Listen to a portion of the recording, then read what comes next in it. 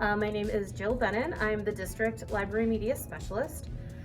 I started as a classroom teacher, teaching English, and my real passion has always been trying to find books for kids so that I can help foster their love of reading, and then also trying to support the curriculum for the staff in the different buildings. Scream and Scream Again. This is a collection that's put together with Mystery Writers of America and R.L. Stine. If you were a kid that liked those R.L. Stine books, then you might like this collection. It has lots of different creepy little stories that you might enjoy, and you might find a new author. All of the stories start with a scream, basically, and then go different directions from there. This takes place during protests over the Vietnam War at Kent State, and when Kent State happened, there were 4 students that were killed in that protest. So this is historical fiction, and if you're interested in that, then that would be a great title to pick. And then here is an excerpt. They did not have to die. But they did die. There were sacrificial lambs, coldly, deliberately slaughtered. No, they weren't. It was a mistake, a tragic mistake.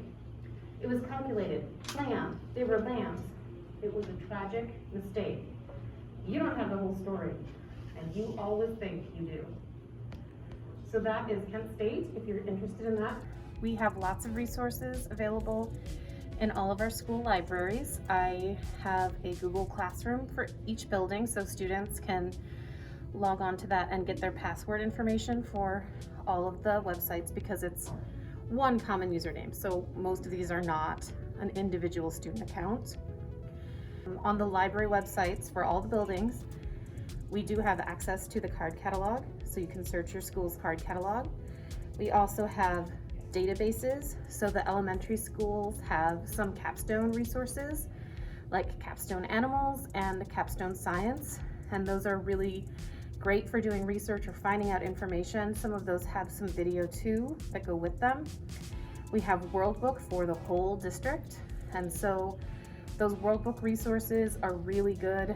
We have World Book Kids, World Book Student, World Book Advanced, so depending on what level your student is at, there's going to be a World Book resource for them. There's also, we do have some ebooks through that World Book as well. So if your student is looking for a nonfiction book and they want to read it at home and they can't bring it home for some reason, they can always get on those ebooks, and they can access those in the summer as well. At Matherville, we have still the Capstone Pebble Go Science, but we also have some of the Gale databases. The nice thing about those Gale databases is if a student finds an article that they want to use for a class, they can save it directly to their Google Drive and then access that again. And so it's not that I did the research and now I can't find that article again. They can save those articles. And that ties into at the high school, we have several different Gale databases that students can use. We also have Novelist up here, and Novelist allows students to find books that are like the book they've already read, and especially right now when we're putting things on hold, it's nice to have that other resource to try to find some books that would be right fit books. At the high school, on announcements, I'm also making book talks and then pushing those out so students can see different book talks and have different books featured throughout the year. So the library also obviously is a place where you can get physical print books.